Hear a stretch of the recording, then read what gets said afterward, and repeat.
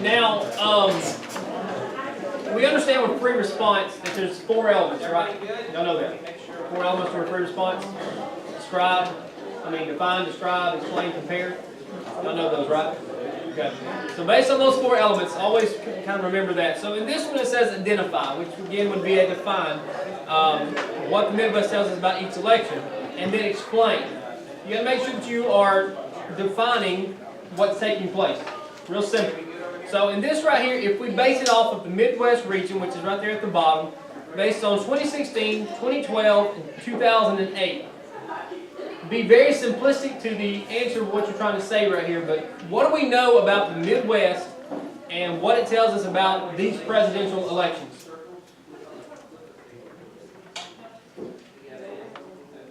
Okay, let's do it different.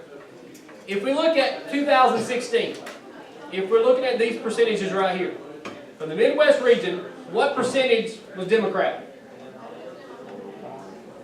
45. What percentage was Republican? Okay. Who won the election in 2016? Democrat or Republican? Republican. Let's go to 2012. Midwest. Democrat. What percentage? 49. Republican. What percentage? 42. Who won the election? Democrat or Republican? Democrat. 2008. What's the percentage for Democrats? 54. Percentage for Republicans? 44. Who won the election? Democrats. Okay, so if we identify what the Midwest tells us about each election, well, one answer you could say, and very easy, is that it predicted the winner of the last 3 presidential elections based on those statistics. Now, when you get into the explanation, it's going to be a little bit more that you're going to have to give as far as details and percentages and how you get into this descriptor. But basically, what we get into the identification section of this is that it tells us that based on what was happening in the Midwest region, it was predicting the outcome of each presidential election in the last 3 cycles. So that's all the identification comes down to.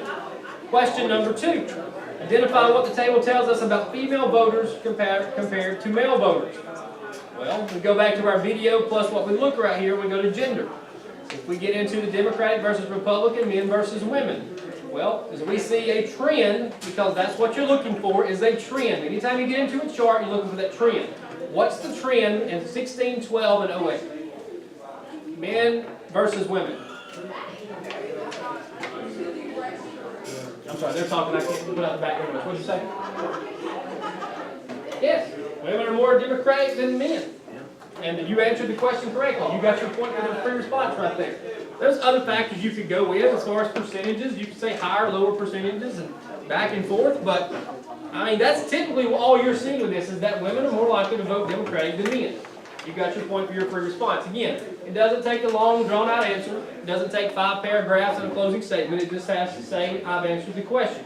Make sure you do that. Use the information that's there. Skip over to the next page about the who votes for who. We're running out of time, so we're going to kind of wrap this up. Democrats are defined as the statistical data relating to the population of particular groups within it. Examining each election results, this data can tell us a lot about what groups, based on certain characteristic traits, vote for which candidate. Candidates running for office use pundits. Use these results to tailor their campaigns and target potential voters needed to win. Political pundits use the data to make certain inferences about electorate, as well as to point out interesting trends, patterns in voting behavior. So if you're looking at the questions at the bottom right here, what we're looking at basically is kind of a breakdown of questions and how they would be connected to the information that we've just looked at. So the Democratic and Republican nominees for president spend millions of dollars campaigning in particular states and regions of the country during the general election. In fact, some areas are often referred to as battlegrounds.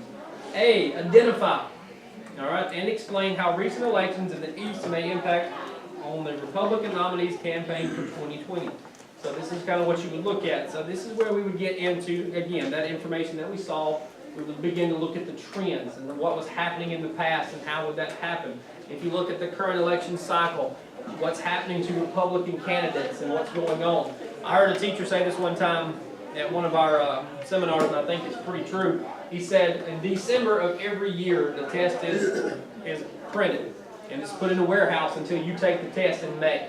So any current events that you have associated with the test would be prior to December of the test. So anything that's happening right now not necessarily going to be connected to the answers because all those questions have been defined. So if we looked at, the elections that have taken place last cycle, we begin to see a trend there. We begin to see a change from Republicans to some Democrats in key areas. In the state of Alabama, we saw that. Going from a Republican senator to a Democratic senator with Doug Jones. And so these are some of the trends that you look at and begin to identify when it comes to creating these answers and what you're looking at. What region appears to be a battleground region? Explain one impact it may have on the 2020 presidential general campaign. Again, what we know based on the last election, what's going to be the biggest battleground area coming into the next election? You want to take a shot at this one? 10,000 bonus points on your AP exam. Pennsylvania, Ohio, Wisconsin, Michigan, all this area up there, the Rust Belt area is going to be the big one because, again, that's what flipped in this last election. They went from Democrat to Republican. That's going to be your biggest battleground area, in my opinion, because of all that we've seen statistically of what's happening. So that's what you're going to look at. Let's go ahead and skip over now, again, looking at this last section.